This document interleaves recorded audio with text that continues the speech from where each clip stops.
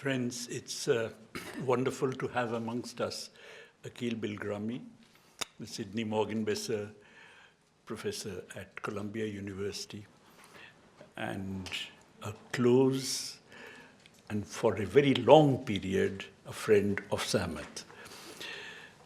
Akeel, as many of you would know, has been developing for some time now a left critique of liberalism, which is both novel as well as wide-ranging. A lot of the things which he has published, whether it is on the alternative Renaissance, whether it is on alienation, whether it's on early Marx, are really work which more or less add up to this theme of developing a fairly comprehensive and novel left critique of liberalism. And in a sense, his work on Gandhi really falls into that kind of a pattern. He sees Gandhi as belonging to a tradition, or locates Gandhi within a tradition which stretches from Gerard Winstanley, the communist thinker in the English Revolution, the period of the English Revolution, to early Marx, to Rosa Luxemburg, and so on. So that, it's really a long tradition in which he locates Gandhi. And you can see that actually that way of reading Gandhi runs contrary both to the traditional Marxist reading of Gandhi, of which E.M.S. Namboodiripad, the Mahatma and the Ism is the classic exposition, as well as some of the writings on Gandhi that you find these days in progressive Dalit writings and so on. So Akeel has been, along with a few others, including Irfan Saab and others who gave the first lecture in this series, part of a certain tradition of looking at Gandhi from the left, which is quite different from the other ways that Gandhi has been looked at, which are, if you like, at the moment, the more dominant ways within the left. So it's with great pleasure that I really invite Akeel to give this lecture and to provide an exposition of how he sees Gandhi within this tradition. Akeel. There is a great and natural tendency to think that Hind Swaraj represents the reactionary Gandhi who opposed modernity, a position from which he slowly backpedaled over the next few decades as he allowed the experience of the long anti-colonial struggle he led to educate him towards more progressive ideas and ideals. I said this is a natural reading of Gandhi, but it's not a reading that shows much sympathy for or comprehension of his deepest intellectual and political motives. It is a reading which, from the very outset, rules out the possibility that one might interpret his anti-modernism as itself being progressive. It might seem that there's something startling, something almost paradoxical about using the word progressive as I just have in that last sentence. After all, the whole point of the contrast between reactionary and progressive derives from an ideal of progress in which the past is overcome in one's modernity, and to hark back to it would be reaction, while to embrace one's modernity is to be progressive. How then can a stance of anti-modernity be said to be progressive without paradox?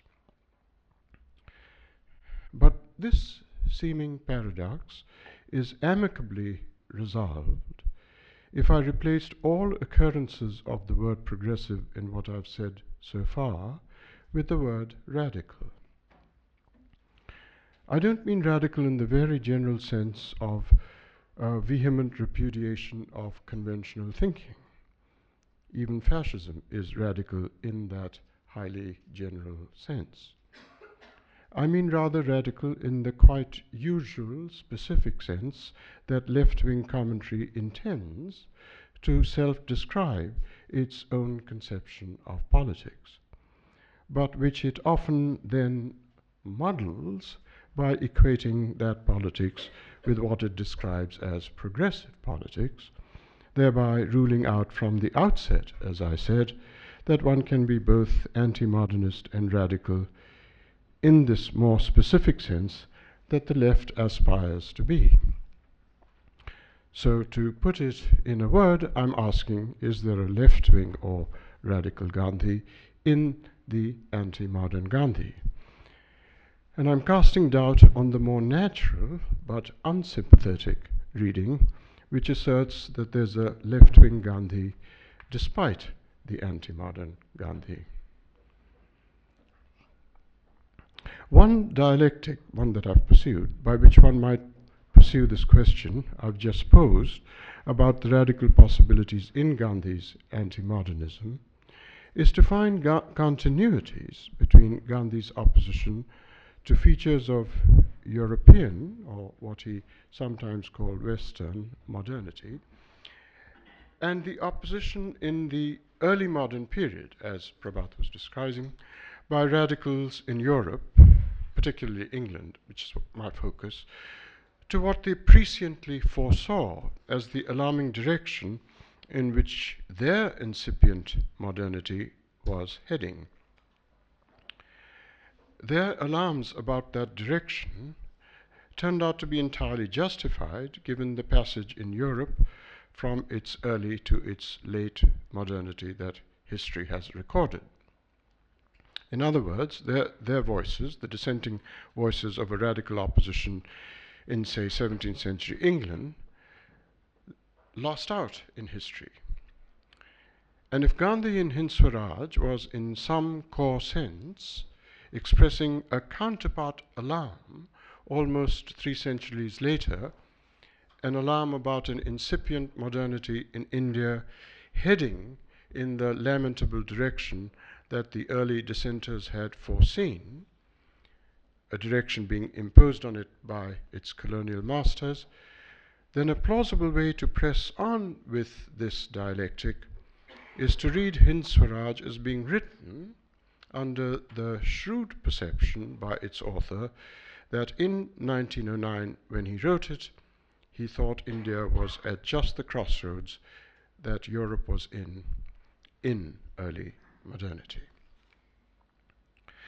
What I'm proposing, therefore, is a genealogical grounding of his radicalism in the radicalism of an earlier period in the land of his colonial masters, so as to set up a very specific historical dialectic within which to argue that what seems anti-modern in his thought would not seem so if we kept this dialectic firmly in our sights. In general, that elements with affinities to the radical dissenting ideas voiced in the early modern period should appear to us as anti-modern is due to a confluence of two closely related factors. First, our tendency to think of the path from early to late modernity as a teleological inevitability, and consequently second, from the perspective of our lateness, to stamp out the significance and the substantial presence of the dissenting voices in the earlier period, which lost out in the arena of social and political and intellectual conflicts of those times.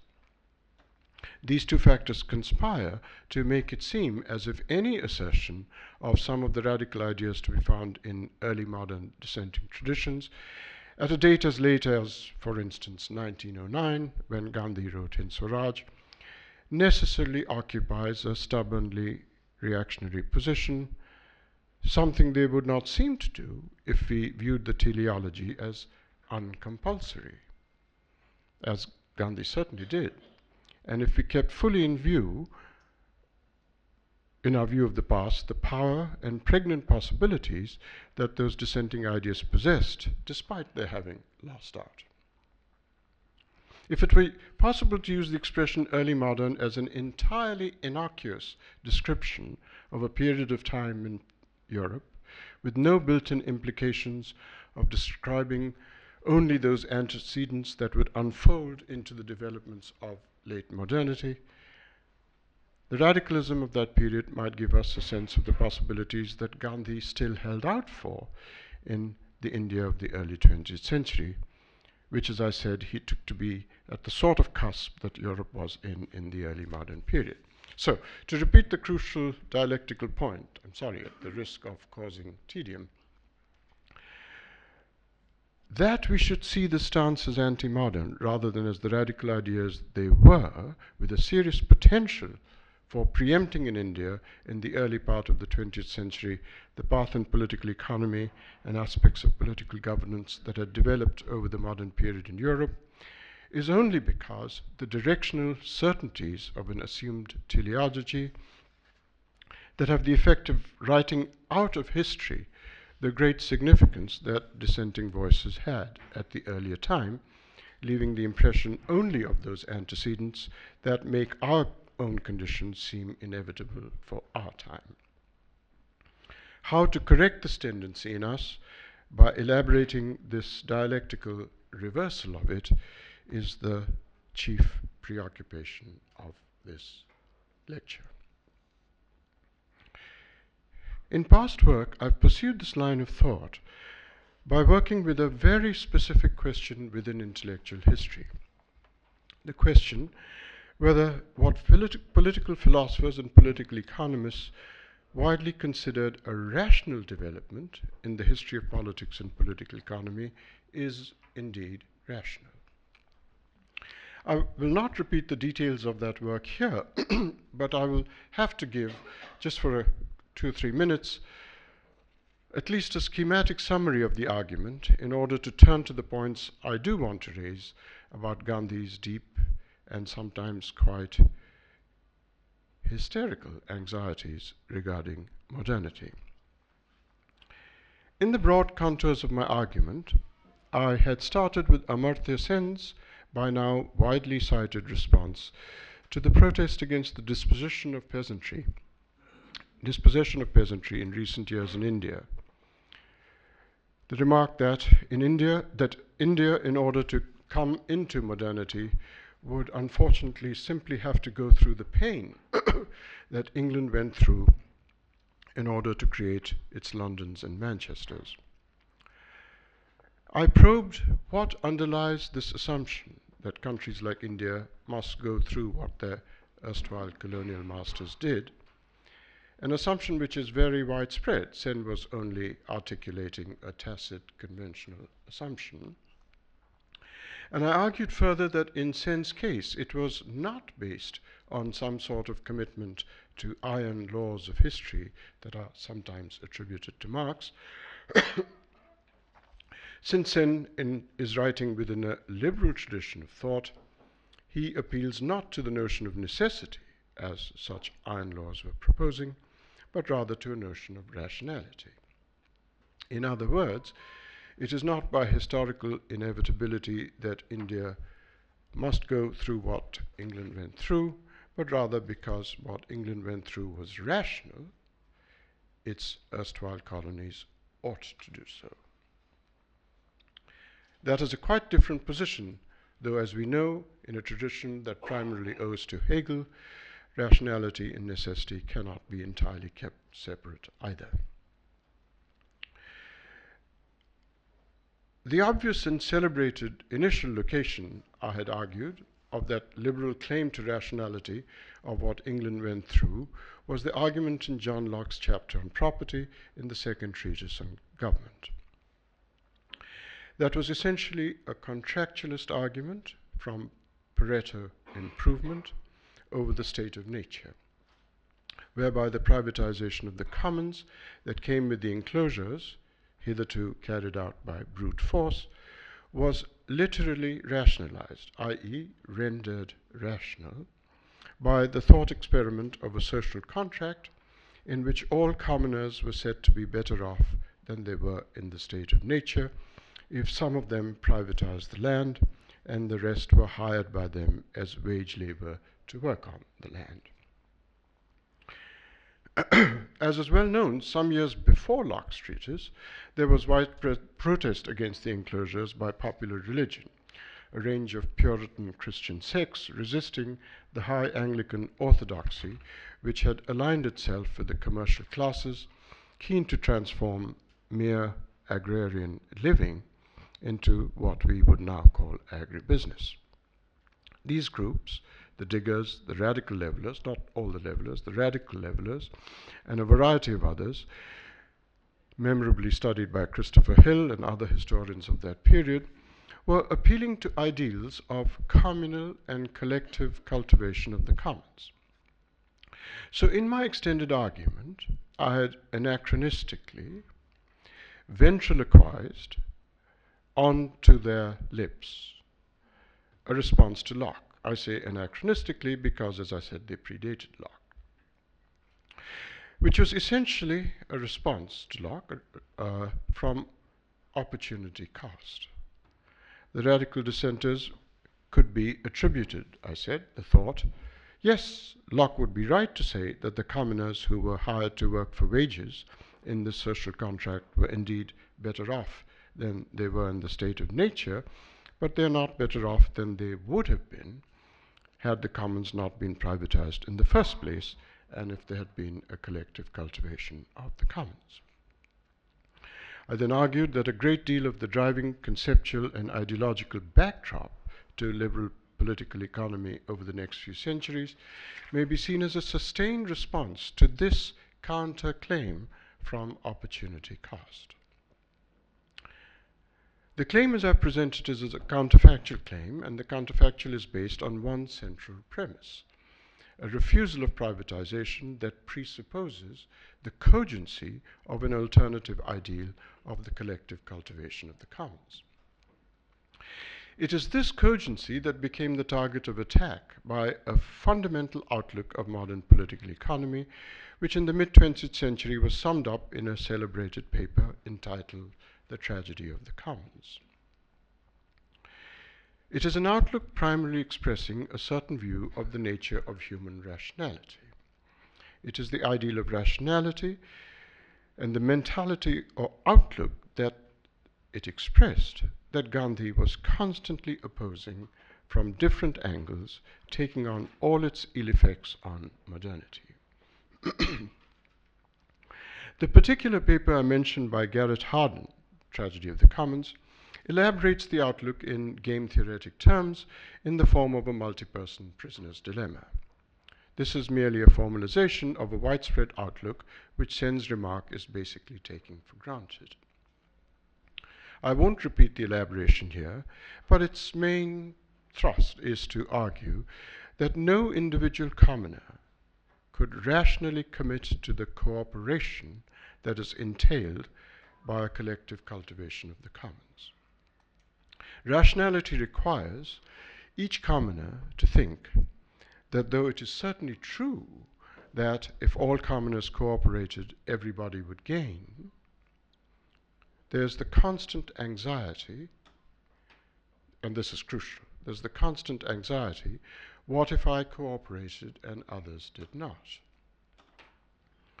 If one is thinking rationally, this anxiety is said has no answer to soothe it. Such is the situation of a multi-person prisoner's dilemma. So each commoner, if he is rational, refuses cooperation, which in turn would of course entail the destruction of the commons. That is the tragedy. And therefore, a better bet than its collective cultivation is the privatization of the commons. That is the game-theoretic updating of Locke. Gandhi's entire conception of ashram life repeatedly expressed exactly the opposite view of rationality.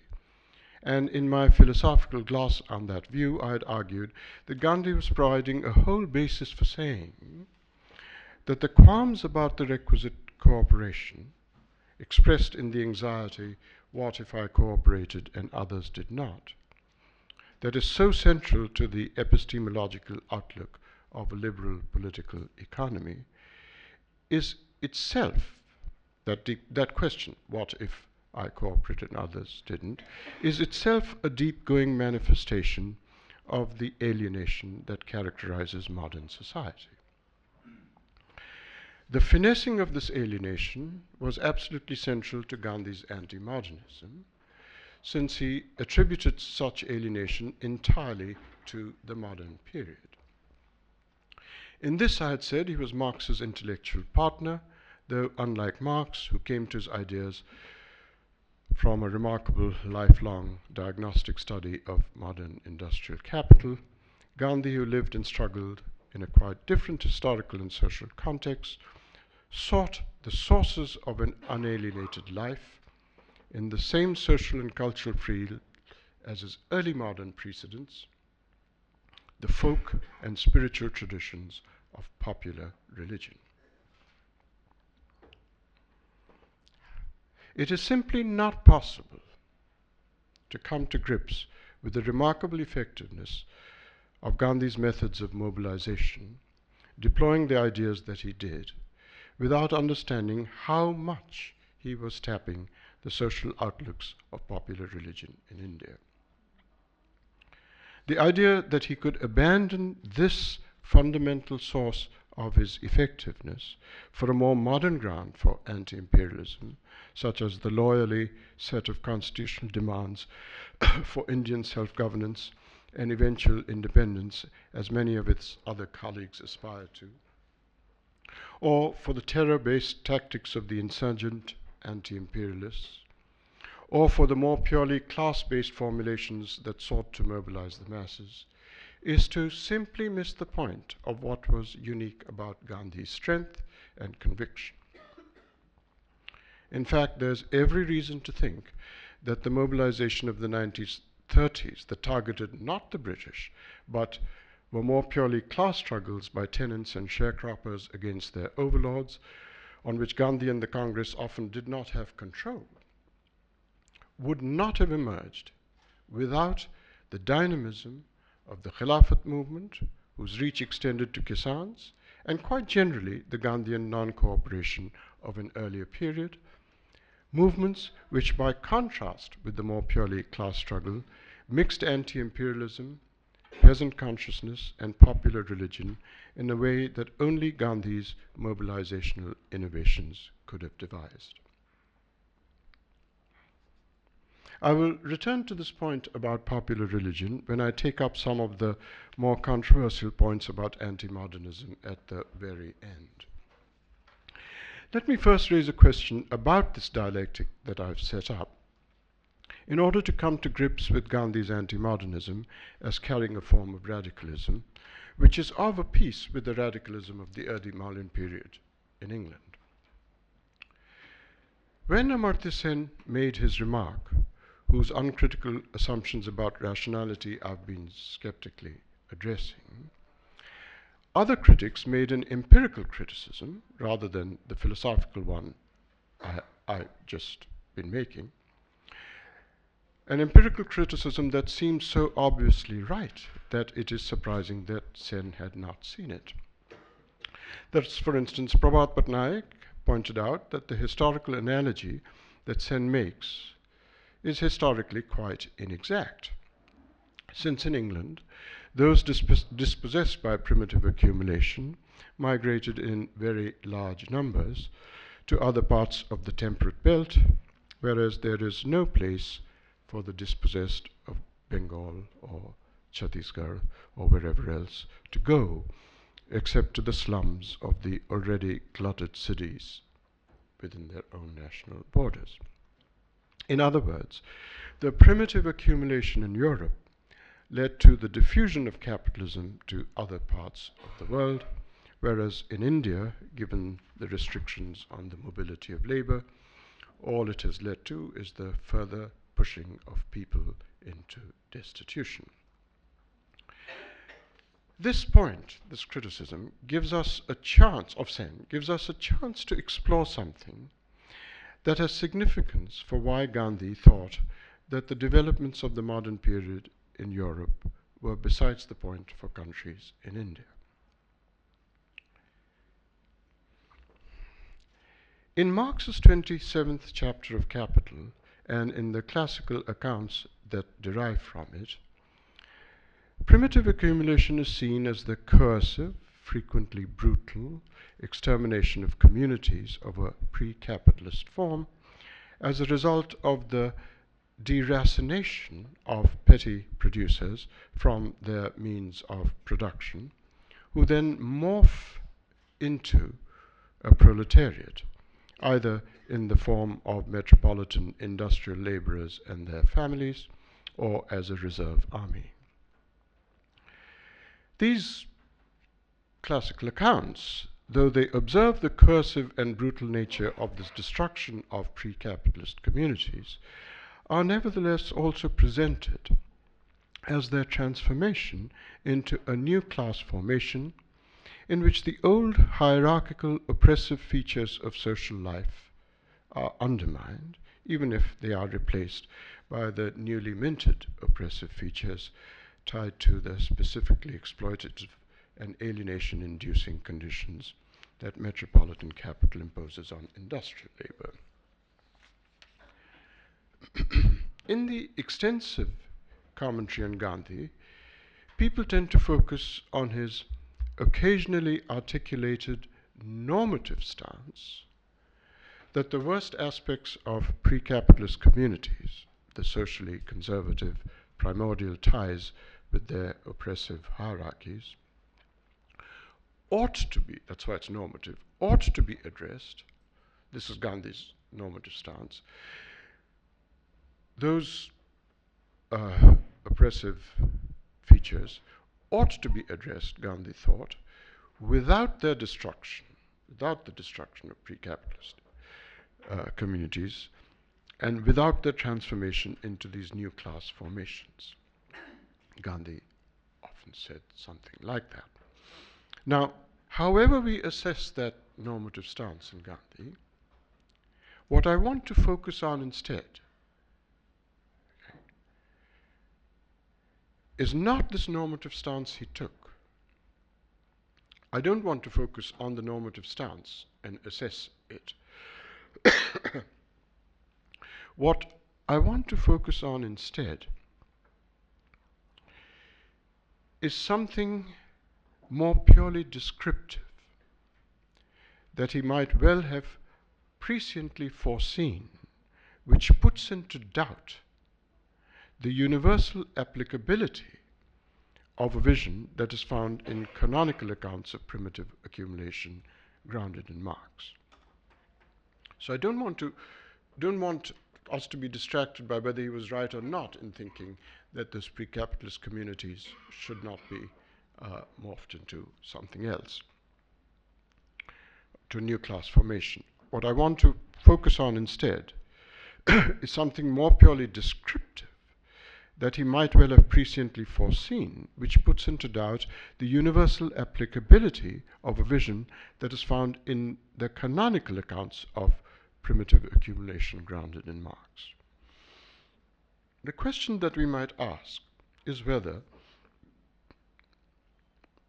this is following upon Patnaik's criticism Sen, the question that we might ask is whether what motivated Gandhi's normative stance, whatever we think of the stance itself, is an instinct that the conditions of large agrarian societies of the colonized regions of the South are not exactly the ground on which or to which the classical accounts of primitive accumulation apply.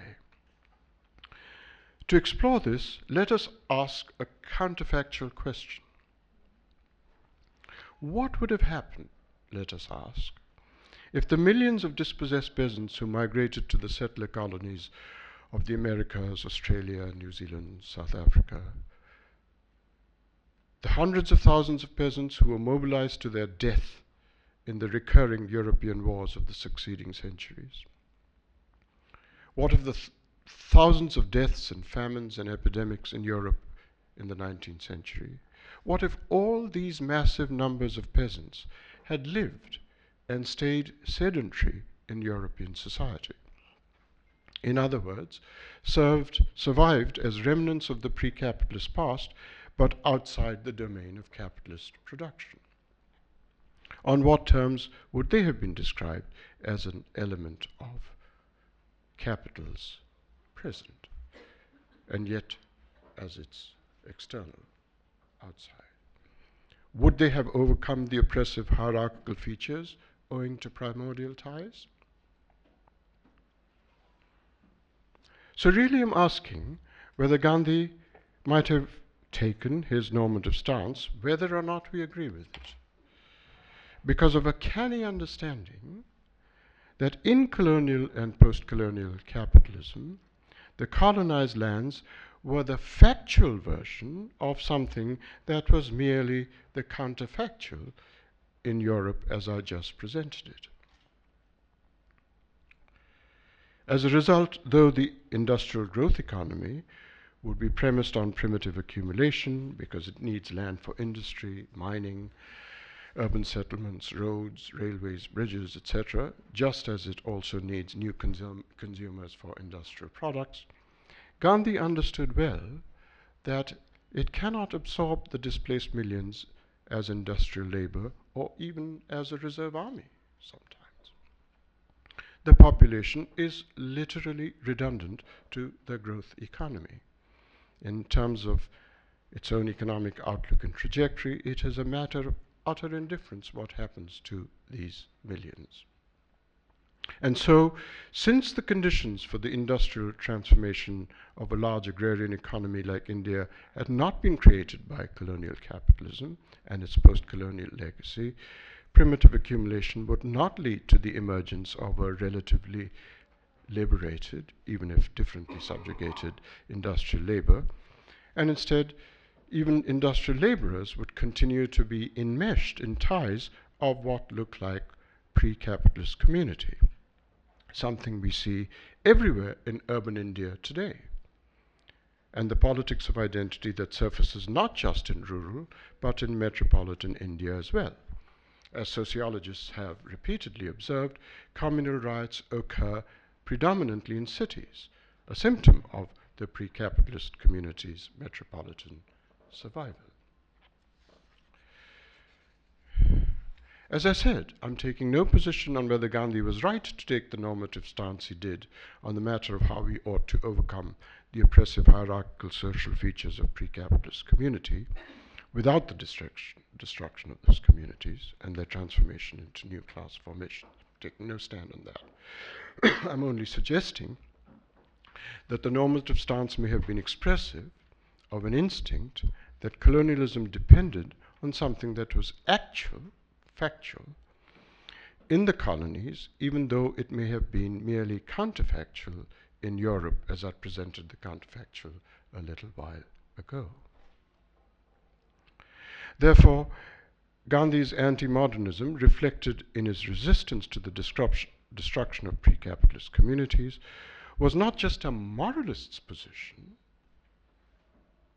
It was not just a moralist's position, but rather a stance that was driven by and contextualized by an instinctive understanding that colonial capitalism had not and would not create the conditions for the industrial transformation of large agrarian countries like India, and thus an understanding that the effects of imperialism, by their nature, relied on the colonized world not possessing the transformative conditions that existed in European capitalism and its diffusionary spread.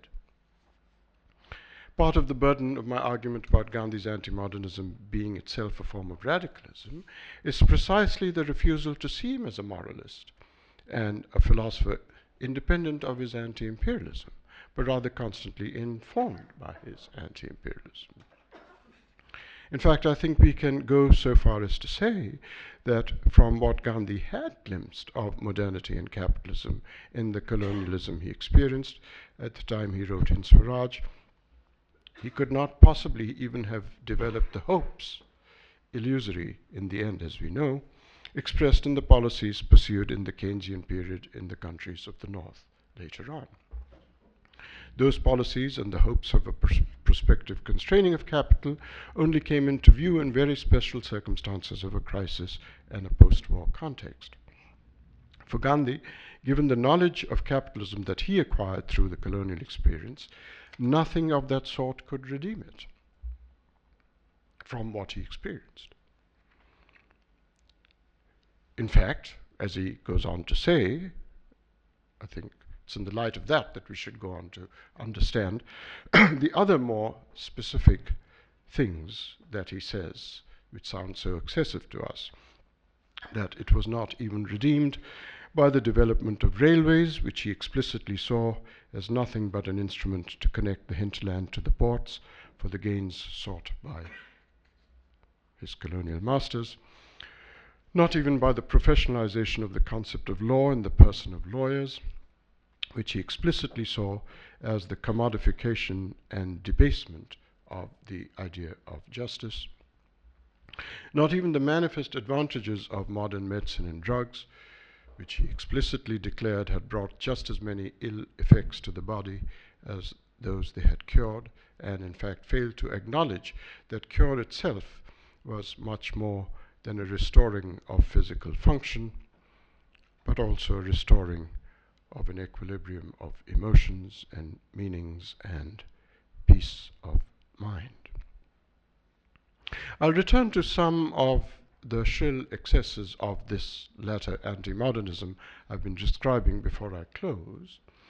But before I do, let me say something about my deployment of the term radical in describing Gandhi's anti-modernism. It might seem that this use of the term radical means precious little, or perhaps I should say it would mean something merely precious, if a certain kind of objection that is of some currency and, in my experience, of some insistence, is not addressed.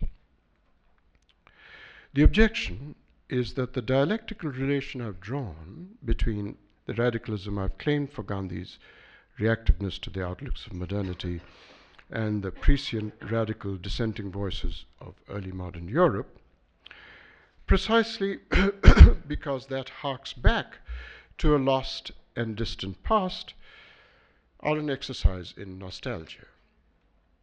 That's the objection. From the point of view of this skepticism, the radicalism of the early modern period, which may have had its possibilities for politics in a past time, because it lost out, could only have a wistful revivalist status at the time that Gandhi was writing, and ever since. Because the plain fact is that those possibilities of the early modern period were never realized in subsequent modernity, and political economy by now has advanced in directions in which the very thought of those ideals being realized is a nostalgic illusion. Before I begin addressing this line of objection, I can't resist saying that in the face of such frequent sneering about nostalgia, I almost always feel an intense irritation because it is most often to be found on the lips and pens of complacent people. Such people need to be reminded that the most creative efforts of the Renaissance were very likely dismissed by similarly frequent sneering on the part of medieval scholastics as a nostalgia for a bygone classical age. The fact is that the complacence from which this qualm is expressed is actually often not innocent. What people choose to be complacent about, and what they therefore choose to be dismissive as nostalgic about, is rather selective, and the selectivity is driven by ideological considerations. Charges of nostalgia are a cousin of a phenomenon which we might call the "it's too late" phenomenon. If something is too late to reverse, it's nostalgic to wish to reverse it. It's too late to return to 1967 borders in Israel. There have been far too many settlements over the last few decades. It's just one among any number of complacencies regarding present conditions that one can cite. But notice that no one ever said during the decades-long Cold War, it's too late. The Soviet Union is here, and in a large part of the world, private capital is simply a thing of the past. It would be nostalgic to aspire to return to it there. Instead, they unrelentingly put pressure, even the pressure of untold violence in Southeast Asia and Latin America, on any socialist experiment, whatever its faults, decade after decade, till virtually every such experiment fell apart. Thus, qualms about nostalgia of what is and isn't too late are made not only from the point of view of complacence, but a complacence driven by ideological points of view with deliberate selectivity. Now, motives apart, how shall we assess the charge of nostalgia brought against all efforts to associate criticism of capital with criticism, as in Gandhi, of the outlooks of modernity that is inflicted by the effects of capital on our minds and our cultures? Let me approach the subject by returning to such an outlook underlying liberal political economy that I had described earlier. I had said of such an outlook that the notion of alienation that Gandhi sought to overcome is the alienation of a social world in which an individual is prone, by rationality, nothing less, to ask, what if I cooperated and others didn't? Gandhi's idea of an unalienated social world, one that he sought to implement in ashram life, but also thought was present in many other local contexts, was a world in which that apparently rational anxiety would not occur to anyone. As I said, his notion of an unalienated life was not a moralist critique of self-interest. It was rather an epistemological silencing or preempting of a question that comes to mind, what if I cooperated, with a certain conception of rationality. It was a silencing of a question. Can this Gandhian ideal of an unalienated life be convicted of a nostalgic hankering for a pre-modern social outlook?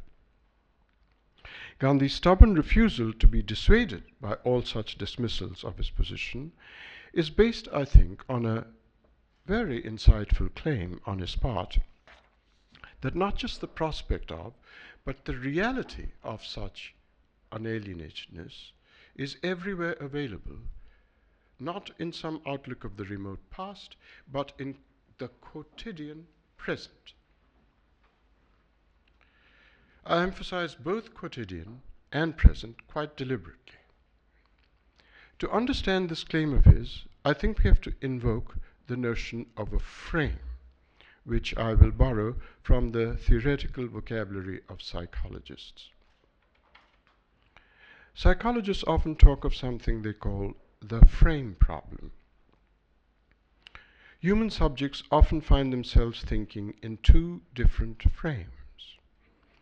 Because these frames are sealed off from each other, we may have thoughts or responses to the world that, were they in the same frame, would be felt as being contradictory by the subject. But being in different frames, they're not. The inconsistency in the thoughts and responses is therefore not felt by the subject. Let me give you a very, very simple and personal example to illustrate this. My mother-in-law is a conservative Republican. On one of her visits, I had to pick her up from the airport in New York and drive her home. On the route from the airport to my home on the Upper West Side near Columbia University, one has to traverse the slums of Harlem. My mother-in-law, driving past the homeless poverty of the denizens of Harlem, was genuinely upset by what she saw. More than once, she repeated with heartfelt compassion, "This is simply terrible. Something has to be done about these conditions that the people are living in here." I was pleased about this. We arrived home. She being a New England Yankee, I fixed her a martini, and for an old colonial such as myself, a scotch and soda.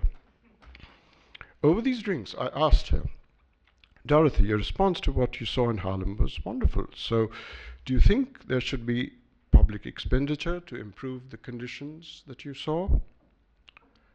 She looked at me with horror. Are you mad?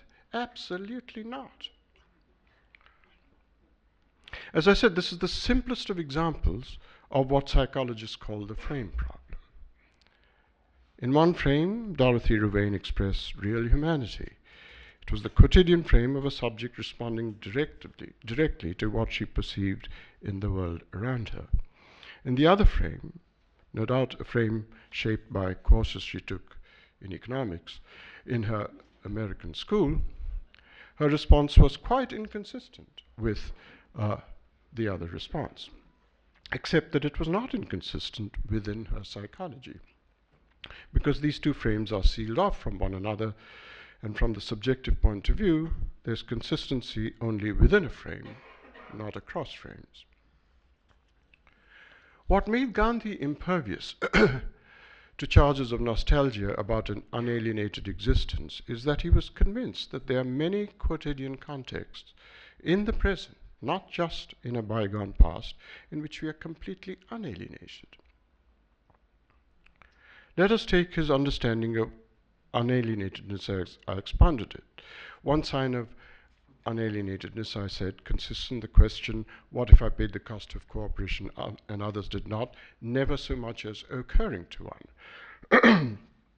There are many contexts, for instance, in everyday ashram life, he said, that such a question would never occur to one.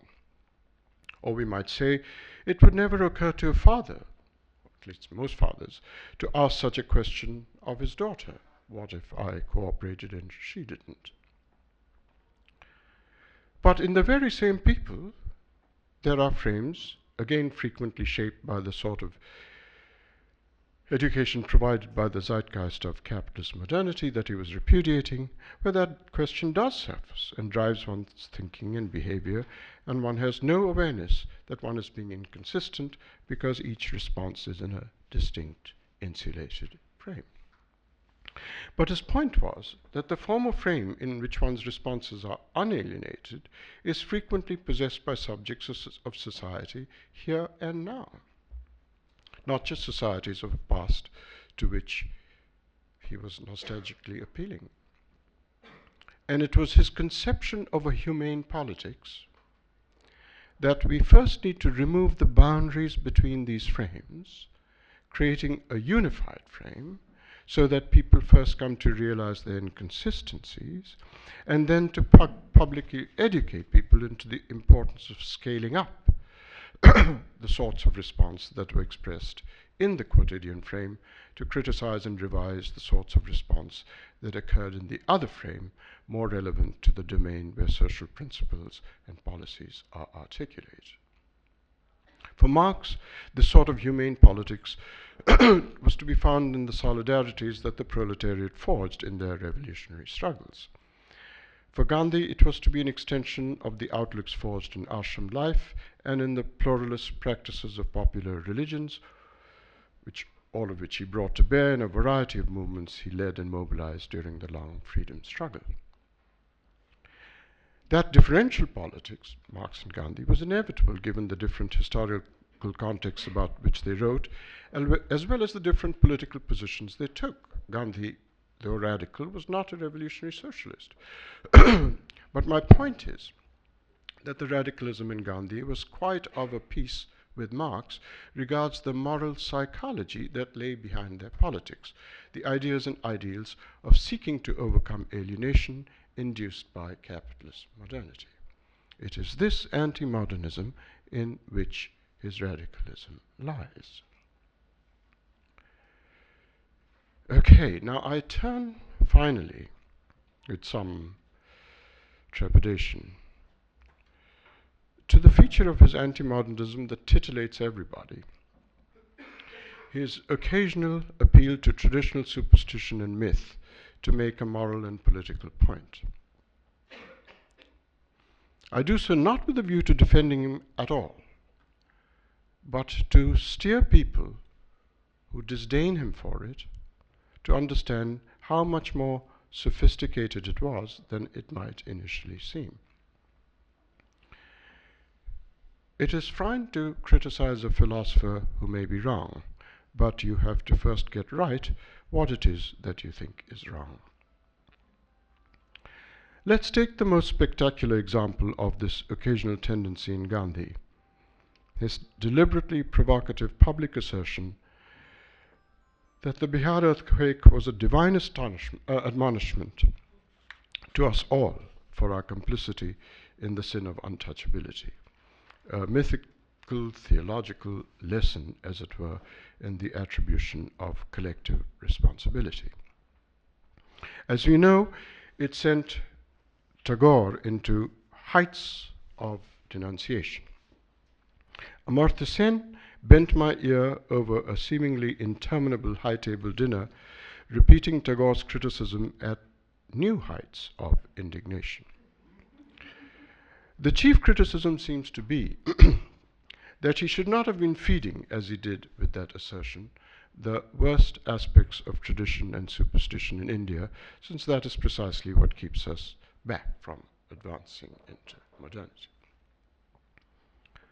So let's look in a little more detail at the exchanges on the subject, both private and public, including with Tagore himself.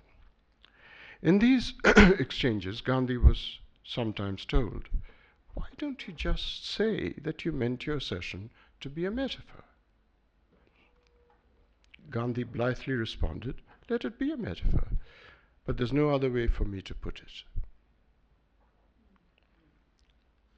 Consider that response. There's an insight in it that is worth recording, even if in the end you side with Tagore and not Gandhi. An apt metaphor, Gandhi was suggesting, cannot be paraphrased away into literal statements. All theoretical linguists would agree on this point. A good metaphor is not paraphrasable away without some loss of meaning. But if that is so, it cannot merely be a point about language. It is a point about the world or about reality as well. That there is an aspect, it is a point which says there's an aspect or fragment of reality that cannot be expressed by anything but that metaphor. That's just the other side of saying that the metaphor is unparaphrasable. The idea that a metaphor is unparaphrasable is a point about language. But that point about language has a metaphysical counterpart about reality, which is that there's an aspect of reality that cannot be expressed by anything but that metaphor. That's just the other side of the unparaphrasability of metaphor. That is what Gandhi was insisting on. Now, of course, there is no doubt that, at least for all of us in this room, Gandhi's assertion about the earthquake was saying something which, if taken literally, rather than as a metaphorical attribution of collective responsibility, is utterly false. There's no room for doubt about that for people sitting in this room. But the fact is that almost all metaphors taken literally are false. Juliet is the sun, said Romeo. Juliet is not the sun. In fact, the only true metaphor that I've ever come across is no man is an island. Almost all metaphors are false. So far we are all square then. Gandhi was as off-beam as Shakespeare. But Shakespeare does not provoke Amartya Sen to heights of denunciation. So the point must be that some metaphors, even if they get the point across, as nothing else can, are inappropriate for social and political reasons.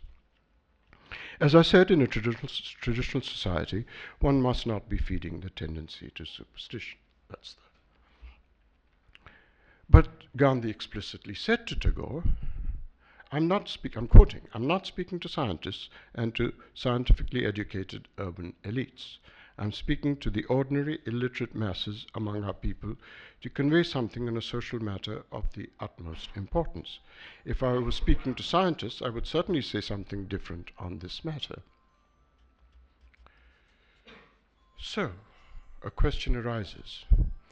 Is this just the familiar relativism of different cultures, a traditional folk and spiritual culture of popular religion that Gandhi was constantly tapping, as I pointed out earlier, and a modern scientific culture?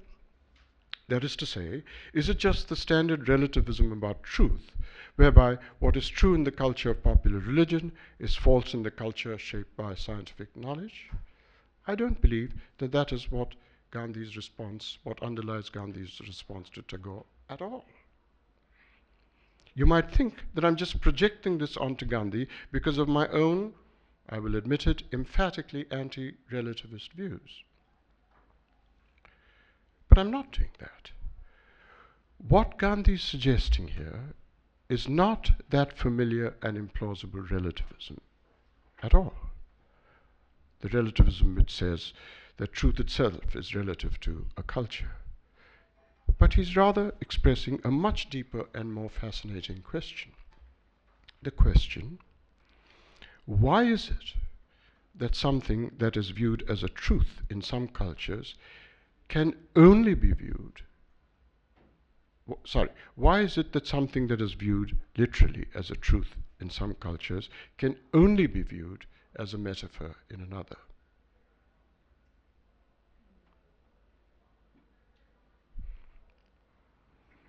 One can surely show Gandhi the sympathetic courtesy of acknowledging that he is in the end asking Tagore to think about this deeper question, even if one rightly refuses to follow the more familiar relativist in allowing many assertions of this sort within the culture of popular religion, the prestige of truth. Thanks.